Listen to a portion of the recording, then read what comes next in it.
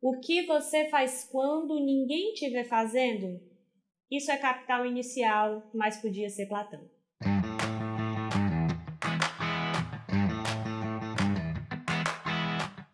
Está começando mais um vídeo no meu, seu, nosso, um belo dia. Resolvi pensar esse canal maravilhoso que produz conteúdo filosófico semanalmente. Então, meu amigo, se inscreve aí, ativa o sininho para receber as notificações, porque toda semana eu posto vídeo aqui. E também me siga nas redes sociais, colega, @LiaFreitasFilo. Lá eu posto todo santo dia, gente, conteúdo sobre filosofia maravilhoso, então não perde. Então, meu povo, me diz aí, se você ganhasse a capa de invisibilidade do Harry Potter, ou se você ganhasse o anel lá do Frodo de Senhor dos Anéis, o que você faria?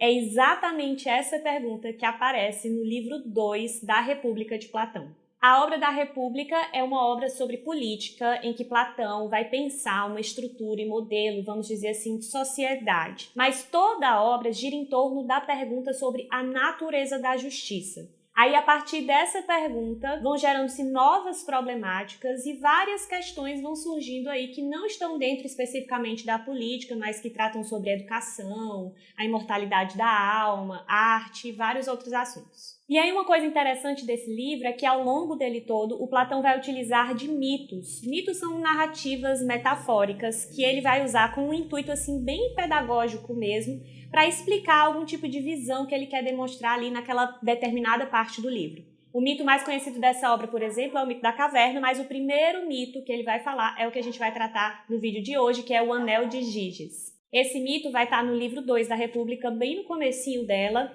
e a primeira problemática que surge, que vai ser levantada por esse mito, é qual é a vantagem de ser justo. O mito conta a história de um homem chamado Giges, que era pastor, e aí um dia o Giges estava lá, de boa, vivendo a vida dele. Depois de uma grande tempestade, ele viu que se abriu uma fenda enorme na terra.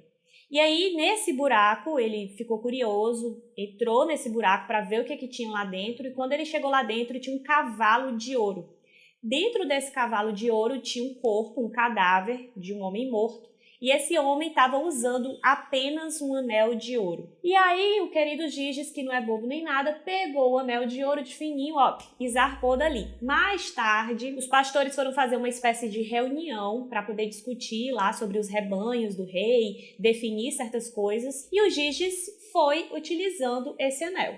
No meio dessa reunião, o Giges foi mexendo no anel no dedo. Quando ele notou que ele virava o anel para dentro, ele percebeu que ele desaparecia. E quando ele retornava e virava esse anel de volta, ele reaparecia. E aí, quando ele sacou o poder que ele tinha nas mãos, ele já armou todo um plano, foi para o palácio lá invisível, conseguiu seduzir a rainha, os dois conseguiram matar o rei e aí ele pegou o trono para si. Maravilhoso o Giges, né, gente? No livro, quem conta essa história para o Sócrates, lembrando, né, gente, que em todos os diálogos platônicos, o Sócrates é um dos personagens principais, e quem vai contar essa história para ele é o Glauco, que no caso era irmão de Platão. Aí o Glauco conta essa história para o Sócrates porque, assim, o Sócrates começou o livro dizendo que a justiça era um bem, não só pessoal, mas também individual. E o Glauco vai dizer assim, tá, Sócrates, mas eu acho que essa não é bem a visão que as pessoas em geral têm sobre justiça. Antes de contar a história do mito, o Glauco já vem mostrando para Sócrates que, no geral, quem se ferra são justos e quem sempre se dá bem são os injustos. E aí, com esse mito, ele joga um outro questionamento que é o seguinte, quem garante que aquelas pessoas que a gente considera justas são realmente justas? Porque o que o mito mostra é a seguinte pergunta, quem não teria feito o que Giges fez no lugar dele? O que o Glauco está mostrando é que provavelmente qualquer pessoa teria agido como Giges, visto a oportunidade e se aproveitado dela, mesmo que isso não seja uma coisa tão legal. E aí vamos agora retomar alguns detalhes, alguns pontos do texto mesmo, dessa partezinha aí da República que é o livro 2. Antes de falar sobre a história, o Glauco divide o bem em 3 tipos. O primeiro tipo são os bens que a gente deseja só pelo que eles são ali no momento, como por exemplo, sei lá, comer pizza, comer um hambúrguer, um bolo bem gostoso. O segundo tipo são os bens que a gente deseja pelo que eles são e também pelos benefícios que eles trazem a longo prazo, como por exemplo, comer uma refeição bem saudável e ao mesmo tempo bem gostosa e saborosa. O terceiro tipo são os bens que a gente não deseja pelo que eles são, mas apenas pelos benefícios que eles trazem. Por exemplo, quando a gente está doente e precisa tomar um xarope bem amargo e a gente detesta tomar, mas sabe que precisa.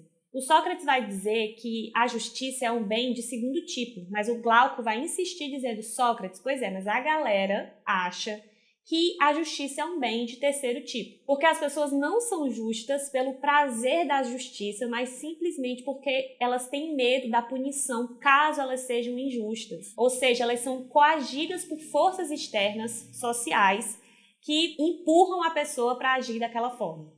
Outro ponto que ele trata é o seguinte, que as pessoas, além disso, além do medo da punição, elas também aceitam a justiça como um valor por conta simplesmente de uma questão de um pacto social.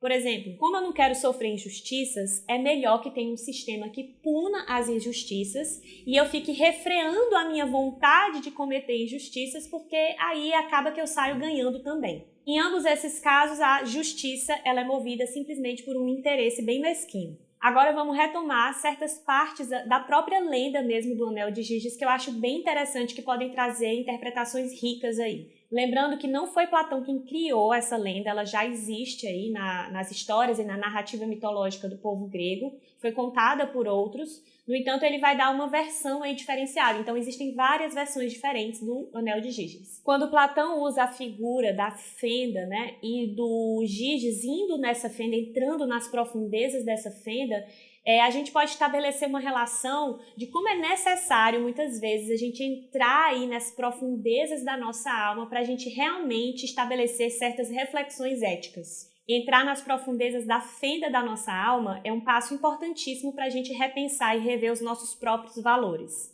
Outra coisa é a figura do anel de ouro, que representa o poder da escolha. O ouro é um material que desperta ambição, tanto é que isso foi o que chamou a atenção dos Giges. Mas o verdadeiro valor do anel não está no material, mas sim no poder da invisibilidade que ele traz. Esse poder, gente, denota o caráter da escolha. Agora, o Giges não era mais coagido a ser justo, mas estava na mão dele o poder de escolher entre ser justo e não ser. E no caso, ele escolheu não ser justo. Essa dimensão individual de justiça que o Platão vai trazer nessa obra, ela é bem interessante porque na cultura grega em geral, há muito tempo, essa noção de justiça individual, ela não era muito recorrente. A justiça para os gregos estava mais ligada a algo social e externo. Então é por isso que ainda no livro 2 ele vai recorrer para poder explicar aí o que é justiça e qual o valor, a importância de ser uma pessoa justa.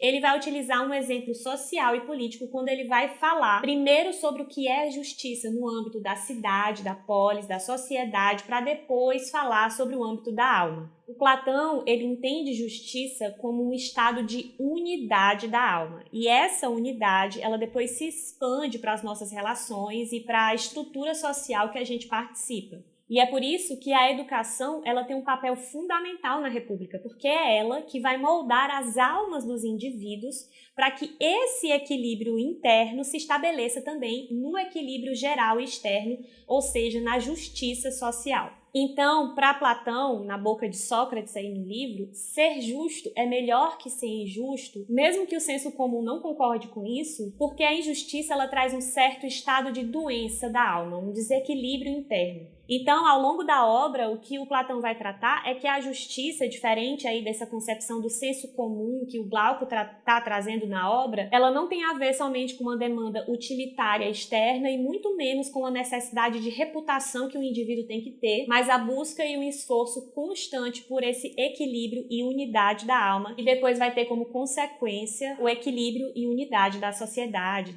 dos cidadãos e da polis. Gente, esse tema ele é muito interessante ainda hoje, porque a gente vive um momento, principalmente aqui no nosso país, quer dizer, a gente vive isso há muito tempo, que é a impunidade diante da injustiça, principalmente a nossa classe política. Então eu acho que esse trechinho da obra de Platão, ele ainda é muito atual, ele traz uma questão ética fundamental e eu trouxe para vocês aqui esse pequeno aspecto de uma obra gigantesca que vai tratar temas importantíssimos. Então é isso, gente. Espero que vocês tenham gostado. Deixa aquele like maroto pra mim, pra poder me incentivar a fazer conteúdo sempre pra vocês. Deixa aqui nos comentários o que vocês pensam, quais as relações que vocês podem criar aí com esse momento da atualidade, da impunidade que a gente tem aqui no nosso país, com isso que foi tratado aí no mito de Anel de Giges da República. E nos vemos numa próxima. Tchau, tchau!